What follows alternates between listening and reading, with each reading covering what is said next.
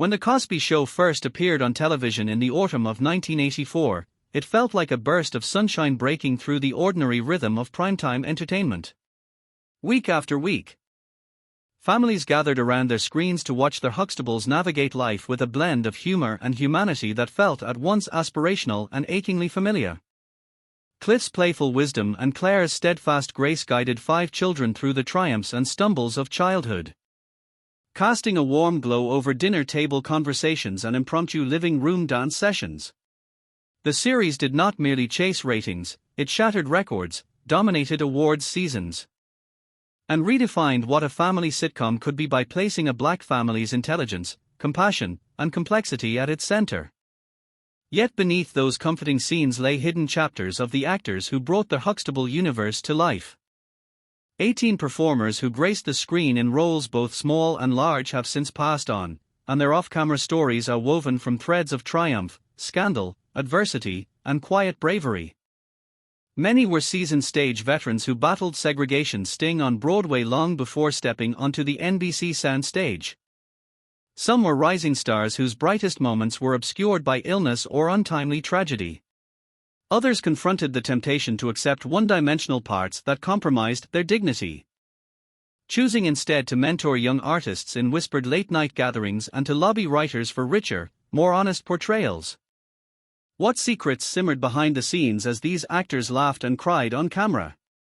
What personal storms did they weather in silence while delivering those lines that still echo through reruns today? What private sacrifices did they make to ensure that each character they embodied would resonate with authenticity and heart? In peeling back the polished veneer of primetime comfort, we expose a tapestry of human stories as raw and thorny as any dramatic feature. What are these actors doing now?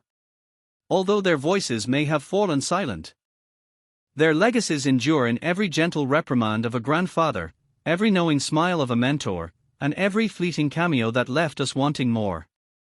If you have ever felt the pull of nostalgia for the Huxtable household, or if you long to discover the hidden truths behind your favorite television ritual, subscribe to this channel and join us on a journey through laughter and loss, resilience and regret.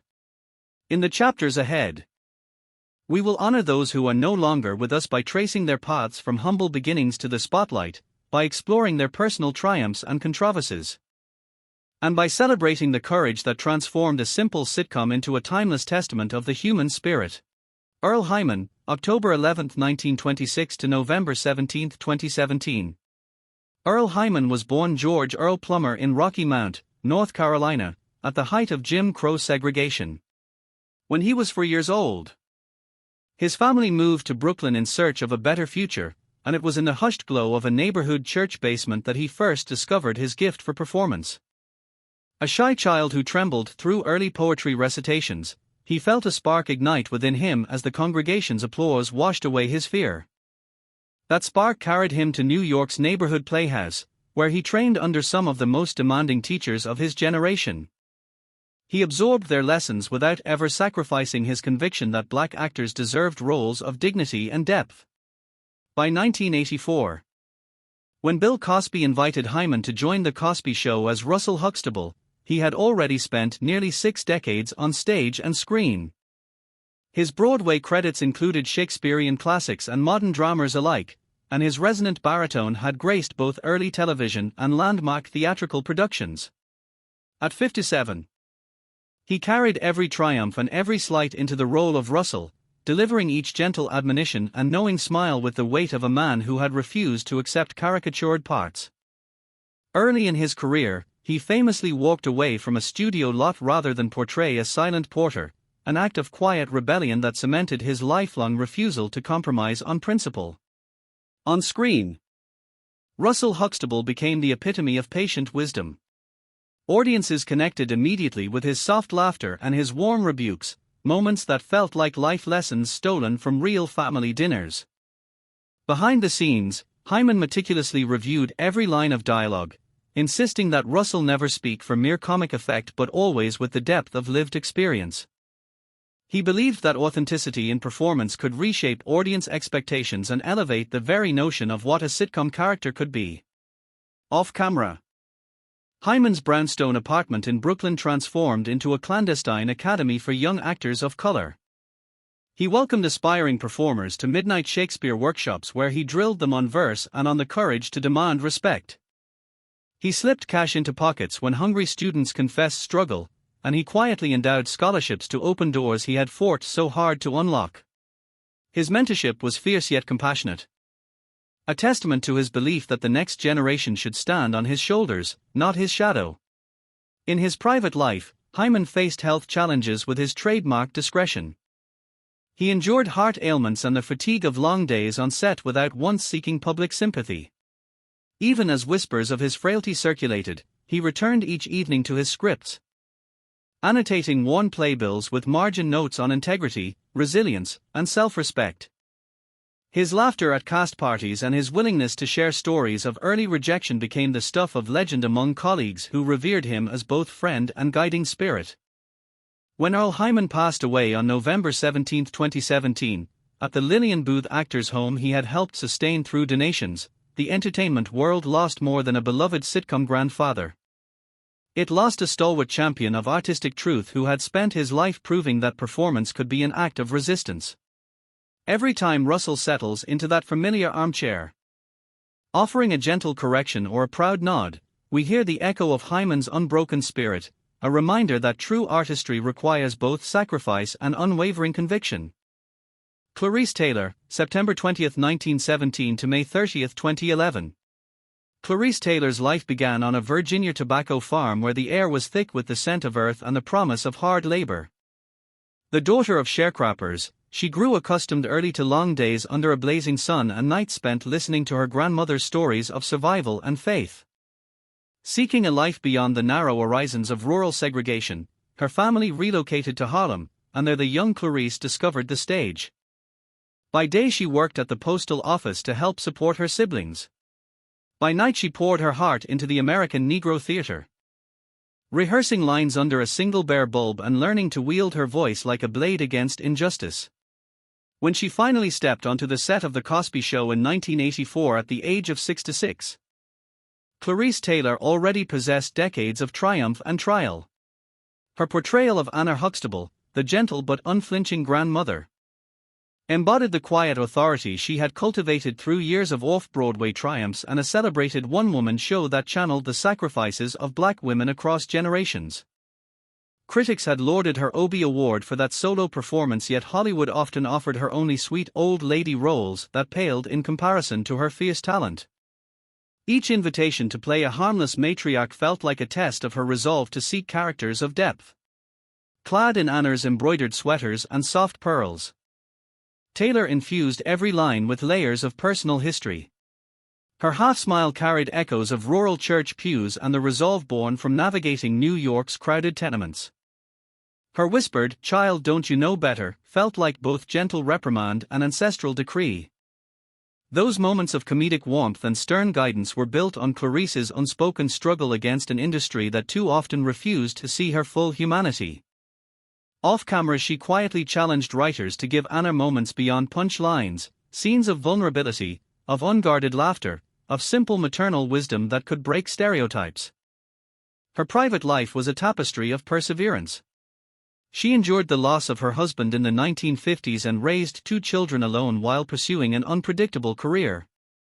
Despite the demands of daytime jobs and family obligations, she continued auditioning, writing scripts about Harlem's overlooked women, and mentoring young actresses in her cramped Brooklyn apartment. Those she guided spoke of her famous late-night workshops in which she drilled them on voice projection and character motivation before sending them back into audition rooms that were not ready for their full power. Taylor battled congestive heart failure in silence. She refused to let medical concerns define her public image or overshadow her craft.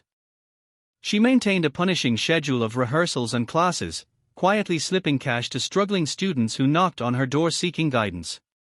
When she passed away on May 30, 2011, there was no grand farewell. Instead, a circle of protégés gathered in her modest living room to share stories of her laughter, her private lectures on script analysis, and the letters she had written to studios insisting they expand roles for black women of all ages. Each time Anna Huxtable's warm gaze drifts over Claire's family or when she delivers a stern admonition to Cliff, we hear Clarice Taylor's unyielding spirit. Her portrayal reminds us that true strength can be woven from tenderness, that dignity can coexist with humor, and that every role, no matter its size, carries the potential to honor the complexity of a life lived with courage. Ethel Ayler, June 26, 1930 to November 18, 2018. Ethel Ayler's presence in The Cosby Show was as fleeting as it was unforgettable. Born in Whistler, Alabama, Ayler grew up amid the red clay fields and sharecroppers' cabins of the Deep South, where her grandmother's folk tales and the hymns drifting from the Baptist church first ignited her imagination. Determined to rise above the limited prospects for black women in the Jim Crow era, she moved to New York City in her early 20s and became a founding member of the Negro Ensemble Company. There she honed a craft that prized authenticity over caricature, sharing the stage with peers who would go on to reshape American theater. By the time she stepped onto the Huxtable soundstage, Ayler had nearly 5 decades of performance under her belt. She appeared in just a handful of episodes as Carrie Hanks, Claire Huxtable's measured and observant mother. Yet each subtle glance and arch of the brow carried the weight of her personal history. She insisted that Carrie be more than a one-note matriarch, quietly negotiating with writers for moments of raw emotion and for scenes that hinted at the sacrifices of Southern motherhood.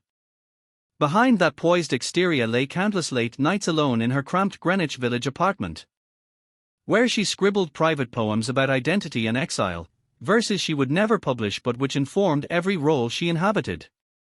Her journey to national television fame was neither swift nor easy. Early in her career she endured the sting of being labeled too white for black roles and too black for white ones. A cruel in-between that left her forging her own path in experimental theater. She weathered closed doors with unflagging determination, touring regional troupes and lending her voice to protest readings of civil rights plays. Even after she earned acclaim for her film work, most notably an Independent Spirit nomination for To Sleep with Anger, she remained fiercely protective of her privacy. When cancer began to sap her strength, she chose to face treatment away from prying cameras, confiding only in a tight circle of friends and fellow artists. Off camera, Ayler was a mentor in the truest sense. She hosted impromptu workshops in her living room where aspiring actors refined monologues under her gentle but exacting eye. She made it her mission to pass along the lessons of self-respect she had learned the hard way, slipping encouraging notes into coat pockets backstage and quietly underwriting theater programs for disadvantaged youth. Colleagues recall her late-night phone calls offering feedback on audition tapes and her insistence that every performer claim the dignity of their heritage, no matter how small the part. Ethel Ayler passed away on November 18, 2018, in Loma Linda, California, far from the village that had nurtured her early dreams but surrounded by the friends she had made along the way. In her final years she had lent her wisdom to a new generation of black actresses, encouraging them to see their roles not as obstacles but as opportunities to expand the scope of representation on screen. Each time Carrie Hanks raises an eyebrow or offers a quiet piece of advice to Claire and Cliff's brood, we feel Ayler's indomitable spirit. Her performance reminds us that real power often resides in the unspoken, that a single look can carry a lifetime of story, and that true artistry is born from the courage to turn personal exile into enduring empathy. Roscoe Lee Brown, May 2, 1922 to April 11, 2007. Roscoe Lee Brown was born in Woodbury, New Jersey, the son of a chauffeur father and a homemaker mother who instilled in him a reverence for literature and learning. From his earliest days, Brown devoured poetry, drawing inspiration from the rhythms of Langston Hughes and the power of Shakespeare. After graduating from Lincoln University in 1942, he served in the U.S. Army during World War II and then continued his education at Columbia University, where he studied drama under the tutelage of pioneering black theater figures. Though Broadway and the fledgling medium of television offered few substantive parts for a man of his poise and intellect, Brown refused to accept roles that demeaned his heritage. He spent years mastering the classics in regional theaters and earned acclaim in New York Shakespeare Festival productions, insisting that each character he portrayed be granted the full complexity he knew from his own life's journey. When The Cosby Show called on Roscoe Lee Brown to guest star as Dr. Barnabas Foster in 1985, he was 63 years old and already a veteran of more than 4 decades of stage and screen work. He brought to Hillman College's most erudite professor a velvet baritone and effortless gravitas that made even a simple card game scene feel like an intellectual master class. Behind that polished performance lay countless battles against typecasting.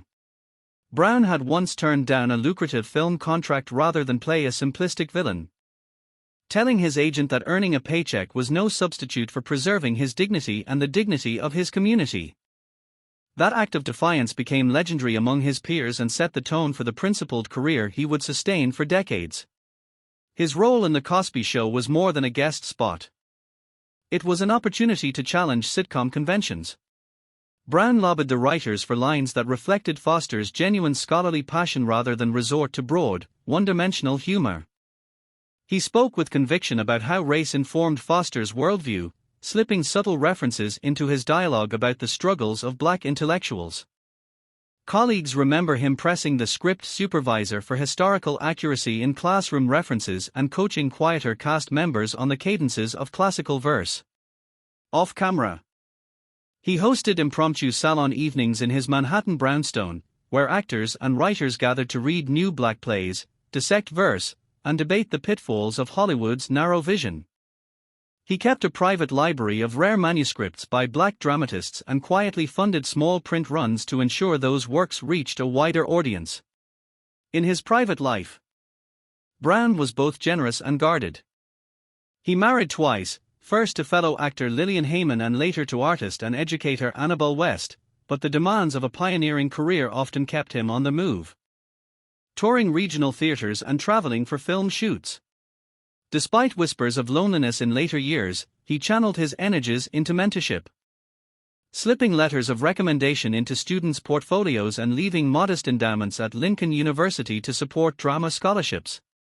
He battled prostate cancer in the early 2000s, enduring treatments with characteristic discretion and refusing to let his illness overshadow his craft. When Roscoe Lee Brown passed away on April 11, 2007, at age 84, the entertainment world mourned a voice that had spoken truth to power on and off the stage. Yet every time Dr. Foster leans back in that Hillman lecture hall, quotes Shakespeare to Cliff with a sly smile, or transforms a casual card game into a battle of wits, we hear the echo of Brown's lifelong crusade to demand authenticity, to elevate every role with integrity, and to remind us that the truest measure of an actor lies not in the size of their paycheck but in the courage of their convictions. Rosalind Cash, June 1, 1938 to October 31, 1995. Rosalind Cash was born in Atlantic City on a sultry June morning in 1938, the daughter of a dedicated postal worker and a schoolteacher whose lessons went far beyond arithmetic and spelling. As a child, she found escape in the pages of Dickens and the sonnets of Shakespeare, her small hands tracing each line as if they might unlock another world. Her parents encouraged her love of words but cautioned that for a black woman in mid-century America, the road to the stage would be strewn with obstacles. Undeterred, she earned a scholarship to the City College of New York, where she studied under trailblazers of the Negro Ensemble Company, crowding into drafty rehearsal halls and absorbing every lesson they could offer. By the time she first appeared on television, Cash had already built a reputation as an electric presence on both stage and screen. She dazzled audiences in landmark productions of King Lear with the New York Shakespeare Festival and starred in films such as Uptown Saturday Night, deftly navigating the razor's edge between comedy and social commentary. When producers of The Cosby Show invited her to guest as Dr. Lorraine Hughes in the Season 2 episode where Denise faces an academic crisis, Cash soared beyond the script's surface. She pressed writers to flesh out Hughes's backstory, insisting that the character's fierce encouragement reflect her own years spent mentoring undergraduates at HBCUs and counseling students whose dreams often outpaced their resources. On set, her presence was magnetic. She entered the Hillman College classroom scene with a silent confidence that gradually unfurled into an ironclad performance. Each reprimand she issued rang with the authority of late nights spent grading papers by lamplight and early mornings fielding anxious phone calls from students on the brink of giving up. Yet beneath that steely exterior lay a warmth she shared only with those she trusted. Cast members recall her slipping into the cafeteria after rehearsals to treat a struggling colleague to coffee, or quietly sharing a well-worn edition of Maya Angelou poems with an aspiring writer who feared rejection. Cash's private life bore its own storms. She endured the heartbreak of her mother's early death and weathered a storm of tabloid rumors when she briefly vouched for a controversial political figure in the late 70s. Instead of shying away, she confronted the scandal head-on in interviews, framing her actions as the duty of every artist to engage with the world beyond the footlights. In her later years, she fought a brutal battle with breast cancer, choosing to shield her struggle from the public eye rather than let illness eclipse her artistry. She continued to mentor quietly, hosting salon-style readings of new plays in her Harlem apartment and fundraising for theater programs that offered free workshops to youth from underprivileged neighborhoods. Rosalind Cash passed away on Halloween night in 1995, leaving a void that no television rerun could fill. In her final days, she asked a close friend to deliver her private journal to a university archive, hoping future generations would learn from her unvarnished reflections on race, resilience, and the artist's responsibility to speak truth. Each time Dr. Hughes steps into her classroom on The Cosby Show, her measured guidance and unwavering belief in her students become a living memorial to Cash's own convictions, that excellence demands both compassion and courage, and that the truest measure of a performance lies not in applause but in the lives it transforms. Paul Winfield, May 22, 1939 to May 7, 2004. Paul Winfield's steady presence as Dr. Barton on The Cosby Show was born of a life defined by both triumph and defiance. Raised in Los Angeles, he discovered his love for performance at Los Angeles City College before refining his craft at the American Conservatory Theater. Even as a young actor navigating a Hollywood that too often relegated black men to narrow archetypes, Winfield refused roles that pandered to cliché. His breakthrough came with Sounder in 1972, where his portrayal of a sharecropper's devoted father earned him an Academy Award nomination and proved that vulnerability could coexist with strength. When he appeared as the calm, empathetic surgeon Dr. Barton, Winfield brought more than professional gravitas to Hillman Hospital's corridors. He infused the character with the quiet dignity of a man who had once watched fellow actors compromise their self-respect for a paycheck. His gentle explanation of a medical procedure to Theo felt less like exposition and more like the guidance of a mentor who had weathered his own health scares in near silence. Colleagues recall how he insisted on authenticity in every scene, quietly asking the script supervisor to correct medical terminology and offering to rehearse off-camera to ensure that each gesture spoke of real care rather than sitcom convenience. Off the set, Winfield's private life mirrored the compassion he displayed on screen.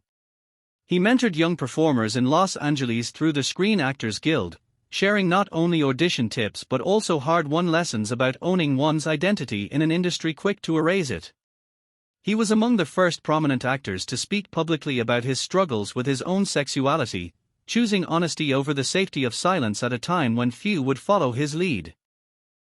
His activism extended to LGBTQ and arts education courses, where he quietly funneled resources into scholarship funds and community theater programs in underfunded neighborhoods. Behind his serene exterior lay battles he would rarely speak of. Winfield confronted heart disease in the late 1990s, enduring frequent hospital visits while maintaining a full schedule of film, television, and stage work. He never allowed the physical toll to dilute his performances. Instead, he drew on it to deepen his understanding of pain, empathy, and the human will to persevere. In his final months, he continued to mentor protégés, slipping personal journals to those he trusted in which he reflected on loss, resilience, and the power of storytelling to heal both performer and audience alike. When Paul Winfield passed away on May 7, 2004, the world lost more than a talented character actor.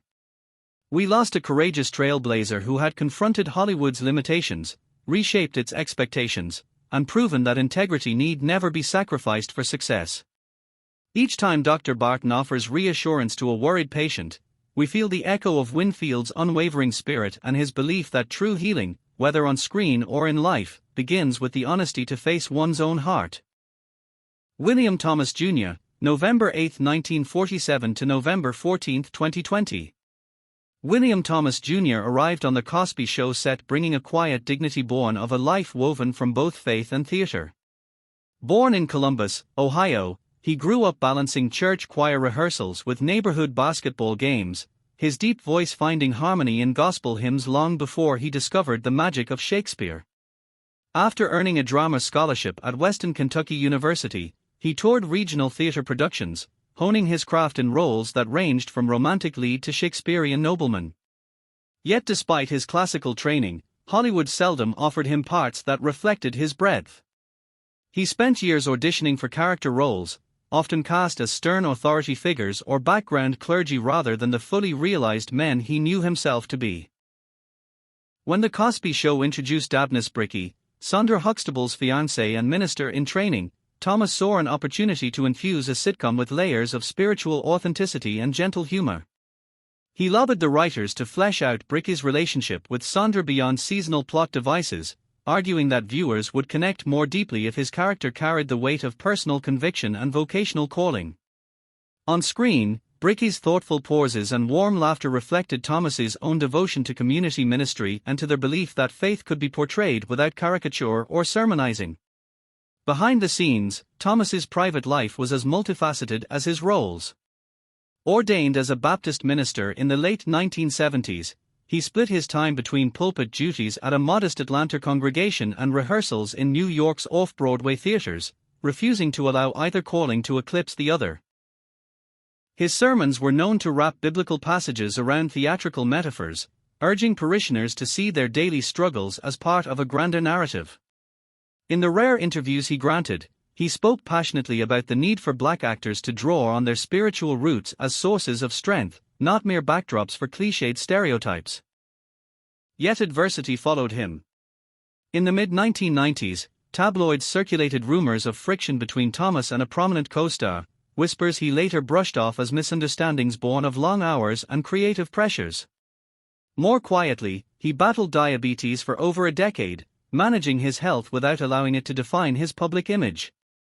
He approached each physical challenge with the same measured resolve he brought to every role, finding parallels between the discipline of dialysis routines and the rigor of character preparation.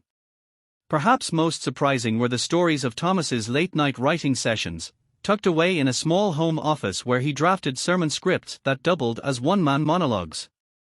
Those private manuscripts explored themes of redemption, forgiveness, and ancestral memory threads he wove into Bricky's brief but resonant moments on camera. When production wrapped on his final episode, fellow cast members recall Thomas quietly gifting each of them handwritten notes reflecting on gratitude and calling them to pursue purpose beyond the set. William Thomas Jr. passed away peacefully in November 2020 at the age of 73, his final years dotted with guest lectures at seminaries and the launch of a modest scholarship fund for theology students pursuing arts ministries. His portrayal of Dabney Bricky remains one of The Cosby Show's most understated yet profound contributions, a steady reminder that humor and faith need not be mutually exclusive in storytelling. Helen Martin, June 30, 1909 to March 25, 2000. Helen Martin's first steps onto a vaudeville stage in the Harlem Renaissance were a defiant answer to a world that insisted black women belonged in the shadows. Born in Ontario to Jamaican immigrant parents, she arrived in New York City as a young woman with little more than raw talent and fierce determination. She honed her craft at the legendary Apollo Theatre's amateur nights, using biting wit and razor-sharp timing to command laughter from audiences who expected little from a matronly figure. Those early triumphs on dusty boards taught her that humor could expose hard truths, a lesson she carried through decades of roles in theater, film, and finally television. When Helen Martin appeared on The Cosby Show as the indomitable Mrs. Todd, Sandra's wisecracking neighbor, she did more than deliver punch lines. Each arch of her brow and clipped retort carried a lifetime of battles fought against both poverty and prejudice. She insisted that Mrs. Todd be more than a comic foil. She worked with writers to infuse the character with a backstory of survival, years spent raising children during the Depression and keeping a community's secrets behind a stoic facade.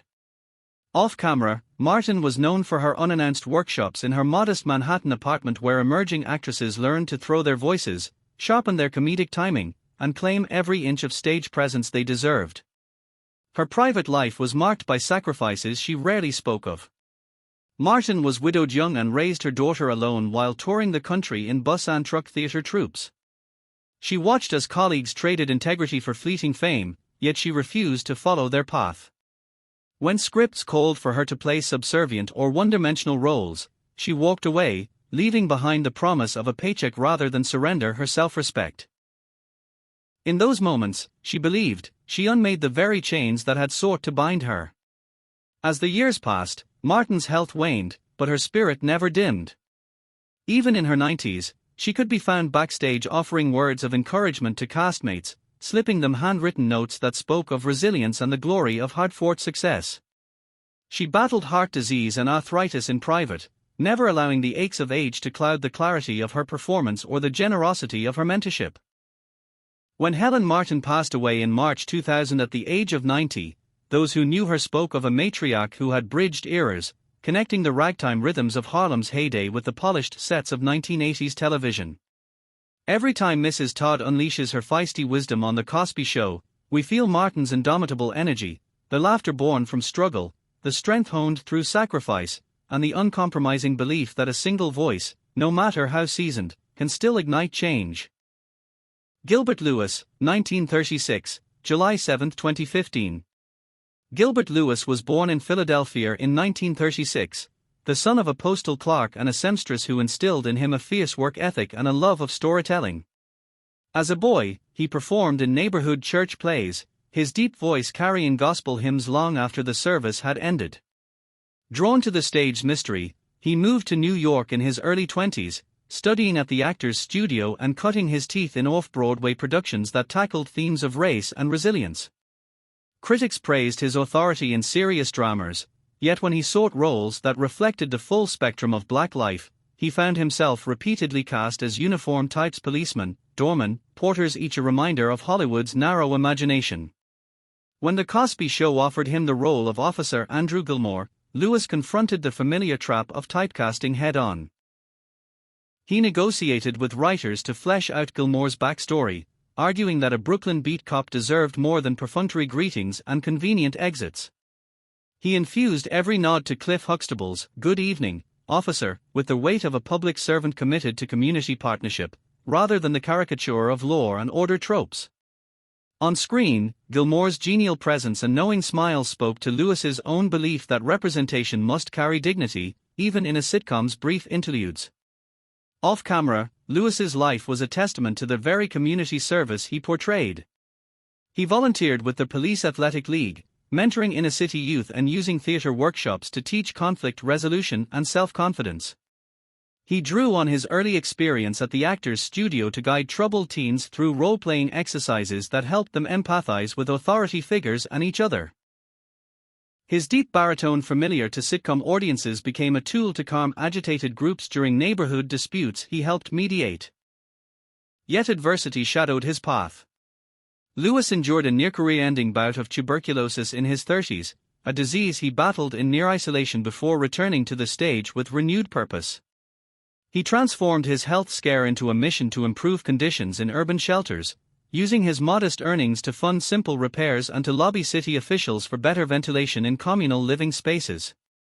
Colleagues recall his tireless visits to local clinics to read to pediatric patients, offering both entertainment and hope to children sidelined by illness. Behind his public service and professional achievements, whispers of friction with a guest star on The Cosby Show circulated in the makeup trailer. Sources say Lewis demanded that a scene portraying police brutality be reworked, citing his own experience of discrimination in training academies. Though the altercation never made headlines, it underscored his conviction that even a sitcom with a beloved black family should not shy away from the complexities of race, authority, Michelle Thomas, September 23, 1968 to December 23, 1998. Michelle Thomas arrived on The Cosby Show set with the bright-eyed enthusiasm of a rising star whose roots stretched from Brookline, Massachusetts, to the storied stages of her mother's touring theater company. The daughter of an actress and a jazz musician, she grew accustomed to the footlights before she could even tie her shoes, learning early that performance could soothe sorrow and ignite hope. By the time she auditioned for the role of Justine Phillips, Theo Huxtable's college sweetheart, she had already built a resume that ranged from Broadway gleam to primetime poise. Yet her personal life carried darker currents few suspected behind her radiant smile. In October 1998, at the height of her career, Thomas was diagnosed with a rare form of abdominal cancer. Rather than yield to public sympathy, she chose to keep her illness private, taking leave of the show and entrusting close friends to safeguard both her dignity and her legacy. While daily treatments sapped her strength, she remained fiercely devoted to her craft, completing a guest arc that would air posthumously on The Young and the Restless and touching the lives of cast and crew who witnessed her determination to work through pain. She refused offers for sympathetic interviews, insisting that her roles speak for themselves, and she continued mentoring young actresses, sending handwritten notes filled with encouragement and counsel through mutual friends. Thomas's performance as Justine shimmered with both youthful optimism and an undercurrent of depth born from her own battles. She imbued college scene banter with a sincerity that transcended sitcom conventions, making every laugh ring with the promise of real connection. Viewers saw only the budding romance between Theo and Justine, but behind those scenes was a young woman confronting mortality with courage, determined to leave behind a body of work untainted by pity. Her final public appearance, a cameo in a holiday special filmed just weeks before her passing, captured her trademark warmth. In one bittersweet moment, she smiled through tears that the camera never caught, offering a masterclass in resilience. When Michelle Thomas passed away on December 23, 1998, at Memorial Sloan Kettering Cancer Center, she was only 30. The entertainment industry mourned not just a promising actress but a beacon of strength who had refused to let illness define her story. Each time Justine Phillips laughs with Theo or shares a tender goodbye, we remember Thomas's indomitable spirit and her belief that authenticity in performance could outshine any adversity. Her brief but brilliant arc on The Cosby Show remains a testament to the power of grace under fire and to a talent whose echoes continue to inspire long after the final curtain fell. Merlin Santana, March 14, 1976 to November 9, 2002. Merlin Santana first stepped onto The Cosby Show set at just 16 years old, brimming with the restless energy of a Bronx teen whose early years had been shaped by both hardship and hustle. Born to Dominican and Puerto Rican parents in the rough-and-tumble streets of New York City, he spent afternoons dodging trouble and evenings watching his mother's dance studio and his uncle's music rehearsals. Those dual worlds of rhythm and resolve propelled him toward an acting career, one he pursued with the single-minded intensity of a young man determined to transcend his surroundings. By the time Santana auditioned for Rudy Huxtable's earnest boyfriend, Stanley, he had already landed guest spots on popular series and commercials. His portrayal of Stanley, a bright-eyed teenager navigating first love, felt effortless and authentic, his warm smile and easy humor perfectly matched to the show's blend of comedy and heart. Yet off-camera, Santana wrestled with the very challenges his character skirted, the lure of street life, the pressures of early fame, and the nagging fear that he might never escape the cycles of his youth. He used his Cosby appearances as both a calling card and a compass, each episode a reminder of the doors acting could open and the responsibility he carried to stay true to himself. Despite his promising start, Santana's life took a darker turn as he pursued leading roles on spin-off series and sitcoms of his own. Colleagues recall his excitement at landing a part on The Steve Harvey Show, followed by mounting frustration when scripts veered toward cliched, hood portrayals. He rejected offers that traded nuance for stereotype, a choice that cost him career momentum but preserved his integrity.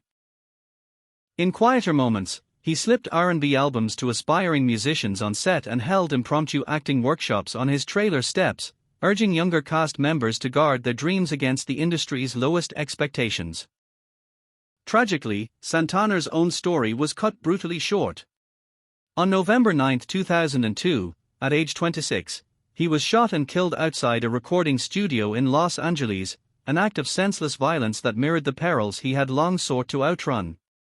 Even in his final days, he had been mentoring neighborhood teens, organizing after-school programs that combined dance, drama, and conflict resolution.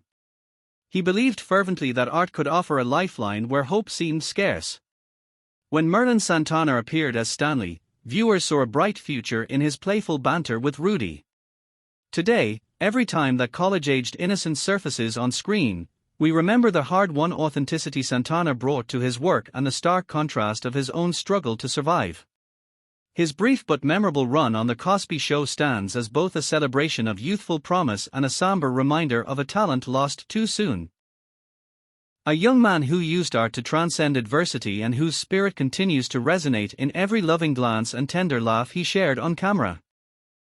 Mel Stewart, September 19, 1929 to February 24, 2002. Mel Stewart entered the world as Milton Stewart in Cleveland, Ohio, the son of a jazz-loving father and a mother who taught Sunday school with an iron will softened by kindness. From his earliest days, he was drawn to performance, swapping gospel hymns at church for saxophone solos in smoky jazz clubs. After serving in the army, he brought that same discipline and soulful flair to the burgeoning black theater movement in New York, co-founding the Bantu Theater Collective to create spaces where African American narratives could thrive beyond minstrel show caricatures. When The Cosby Show tapped Stewart to play Mr. Peterson, a community elder whose gravelly voice offered Cliff both perspective and challenge, he treated the role not as a sitcom guest spot but as a continuation of his life's mission. Drawing on decades of stage work, most notably his Obie-winning performance in The Blacks, he insisted on teaching the writers how a true community leader carries both warmth and authority. In rehearsals, he coached younger actors on anchoring their performances in lived experience, sharing riffs from his own days as a touring jazzman and stories of sharpened wits he honed on 1950s club stages. Behind the scenes, Stewart's generosity knew no bounds. In the quiet hours he founded a youth dojo where he taught Aikido to underprivileged children, believing the discipline of martial arts could offer the same focus and respect he found in theater. He battled Alzheimer's in private, refusing to let early memory lapses define him or dampen his mentorship. Even as his health waned, he continued to slip casting assistants sealed envelopes containing monologues by black poets, urging them to seek out richer work for their people. When Mel Stewart passed away in February 2002, it was in the city where he had built both his family and his legacy. Each time Mr. Peterson dispenses wisdom, urging Cliff to stand tall against compromise or encouraging Theo to find his voice, we hear Stewart's own unwavering belief that true strength is forged in both art and action. His life reminds us that every role, no matter how brief, can carry the power to uplift a community and that authenticity in storytelling is as vital as the air we breathe. Minnie Gentry, December 2, 1915 to May 11, 1993. Minnie Gentry was born Minnie Lee Watson in Norfolk, Virginia, the granddaughter of a former slave whose bedtime stories were threaded with both sorrow and hope. From the cotton fields of the South to the tenements of Cleveland, her family's journey etched resilience into her very bones. She first took to the stage at Karamu House, America's oldest black theater, where she mastered roles ranging from Greek chorales to Harlem Renaissance dramas. Critics hailed her as the First Lady of Karamu after a powerhouse turn in a revival of All God's Children Got Wings, yet Hollywood's invitation remained stubbornly limited. By the time The Cosby Show invited her to play Graham T in 1991, Gentry had already weathered decades of being offered only caricatures, maids, nosy neighbors, colored token roles, none of which captured the dignity she demanded. Determined to honor the fierce spirit of the women who raised her, she negotiated with producers to grant Graham T moments of genuine warmth and sharp wit rather than paint her as another benign background fixture. On screen, her gravelly laugh and knowing gaze lent every family scene a touch of ancestral authority, reminding viewers that even the smallest roles could echo with wisdom earned through hardship. Off-camera, Gentry refused to let age dim her activism. She founded a modest scholarship at Karamu House for young black actresses, underwriting their tuition with proceeds from benefit performances. She hosted unannounced workshops in her modest New York apartment, guiding newcomers through character work that focused on lineage and lived experience. Her mentorship was legendary. She would slip monologues by Langston Hughes into mentees' hands and urge them to claim their heritage as an act of creative defiance. Her private life held deep sorrows. She lost her husband to illness in the early 1960s and raised her daughter alone while balancing a dizzying schedule of stage and commercial work. She survived a stroke in the late 1980s only to return to the stage with her trademark tenacity, refusing wheelchair use in performances until she felt physically ready. Summoning that same grit, she delivered her Cosby Show scenes with the clarity and command that audiences assumed came easily. When Minnie Gentry passed away in May 1993 at age 77, the theatre world mourned a pioneer who had forged a path for black actresses of every generation. Each time Graham T's gentle admonishments ripple through a Cosby rerun, we recall Gentry's fierce belief that true artistry demands both courage and compassion, and that every woman, no matter her age or station, carries the strength of her ancestors in her voice. Madge Sinclair, April 28, 1938 to November 14, 1995. Madge Sinclair arrived on the set of The Cosby Show as Nurse Helen, carrying the quiet dignity of an island queen. Born in Kingston, Jamaica, she grew up surrounded by the gentle sway of palm fronds and the resilient rhythms of her people. Determined to transcend the limited roles offered to black actresses in the 1950s, she earned a coveted place at London's Royal Academy of Dramatic Art, mastering classical technique even as she nurtured her own fierce pride in her heritage. When Hollywood beckoned, she refused one-dimensional parts and instead carved a path that balanced primetime visibility with deep artistic integrity. By the time she made her brief but unforgettable Cosby Show appearance, Sinclair had already won an Emmy for her work on Trapper John, MD, and earned an Academy Award nomination for her performance in Convoy. She saw Nurse Helen not as a mere caretaker but as a symbol of strength forged through sweat and self-sacrifice. She negotiated with writers to ensure that Helen's compassionate words sprang from lived experience, long nights in understaffed hospital wards, whispered prayers for patients she would never meet again, and the unspoken burden of carrying others' pain. In every scene, her calm assurance reminded audiences that healing could be an act of resistance against indifference. Off-camera, Sinclair's fierce generosity touched countless lives. She quietly funded scholarships for drama students from underprivileged communities, believing that a single opportunity could ignite a lifetime of possibilities. She invited young actors into her Los Angeles home for late-night salons where scripts were dissected by candlelight and soft laughter mixed with hushed debates about authenticity. She battled leukemia in private, refusing to let public sympathy overshadow her work, and continued mentoring even as treatments sapped her strength. Her departure on a November night in 1995 left a void that no television rerun could fill. Yet every time Nurse Helen offers a steadied hand or a firm word of comfort, we feel Madge Sinclair's indomitable spirit. Her performance stands as a testament to the power of compassion forged in adversity and to the belief that true artistry demands courage, resilience, and an unwavering commitment to the stories that most need to be told. Moses Gunn, October 2, 1929 to December 16, 1993. Moses Gunn's voice carried the weight of centuries long before he stepped onto the Cosby Show set. Born in St. Louis to parents who fled the rural South's sharecropping grind, he rode freight trains as a child seeking opportunity and returned home straining under the promise of education.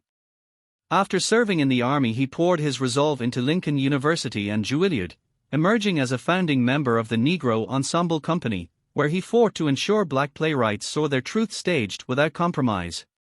Each role he chose became an act of rebellion against Hollywood's narrow definitions, from his Obie-winning turn in The Blacks to his fierce portrayals of Shakespeare's kings recast in the image of African-American sovereignty. When Cosby's producers invited him to portray Dr. Edward Ed Rand in a key season 4 episode, Gunn insisted that his character embody more than erudition. He refused a flat plot device, meeting with writers to shape Rand's backstory as a physician who had shepherded civil rights workers through clandestine injuries during the 60s. On screen, his commanding presence and measured baritone lent each scene an undercurrent of history's unspoken battles. Cliff's questions about medical ethics sparked extended monologues that felt less like sitcom banter and more like sermons lifted from Gunn's own one-man workshops, where he drilled young actors on harnessing personal conviction for every line. Behind the scenes, he was equally formidable. In his cramped Greenwich Village loft, he hosted weekly salons where scripts by up-and-coming black writers were read aloud by talented actors who might otherwise never hear their words performed. He slipped colleagues hand-penned pages of his unproduced play about Reconstruction-era struggles, urging them to carry forward narratives Hollywood refused to fund. He listened patiently as younger performers confessed doubts, then challenged them to transform fear into power through disciplined rehearsal and fearless improvisation.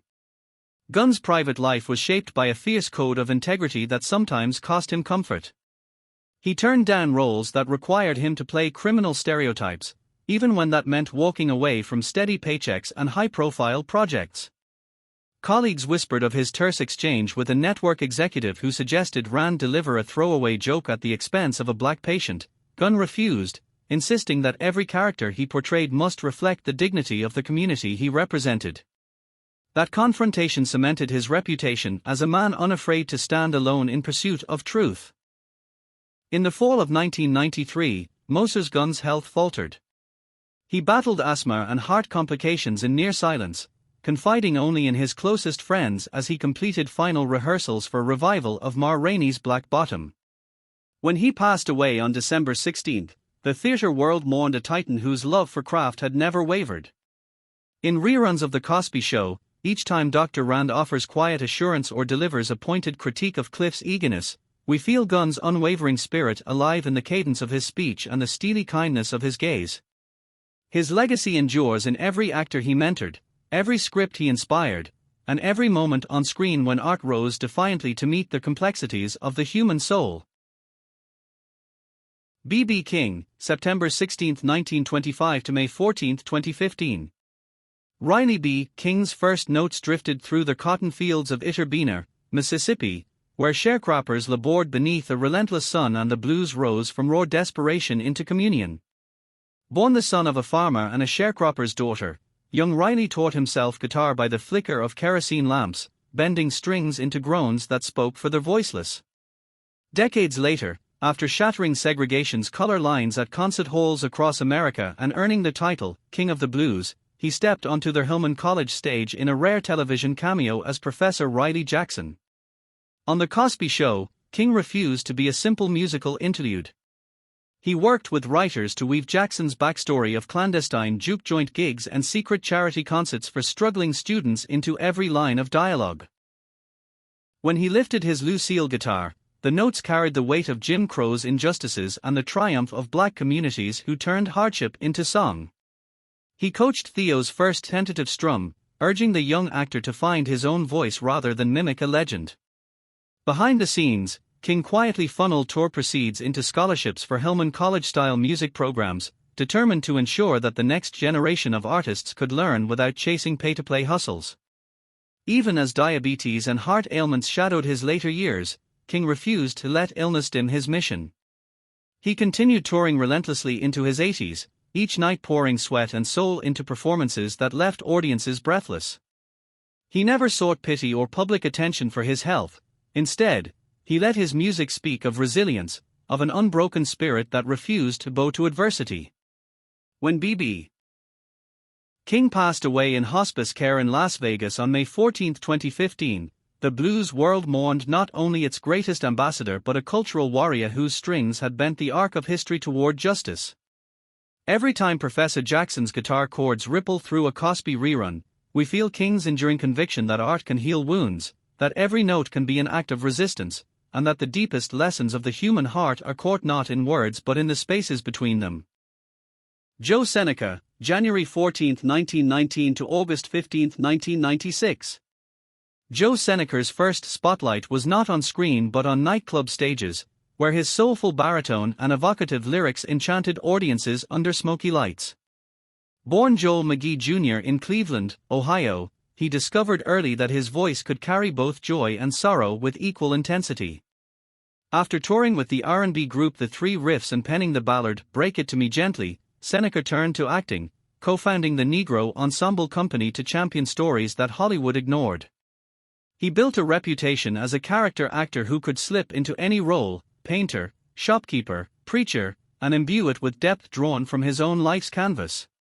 When The Cosby Show cast him as Dr. Hans, the Huxtables' trusted physician, Seneca refused to let the part become a mere plot device. He collaborated with writers to flesh out Hans's history as a doctor who had treated civil rights protesters in Birmingham and had secretly tutored underprivileged youth in his off hours. On screen, his calm assurance felt less like TV magic and more like the genuine counsel of a man who had healed both bodies and communities. Behind the scenes, he quietly mentored guest actors, sharing anecdotes of his battles against segregation and urging them to bring the full measure of their experience to every scene. Off-camera, Seneca battled heart disease in near silence, treating each checkup as just another appointment rather than a headline.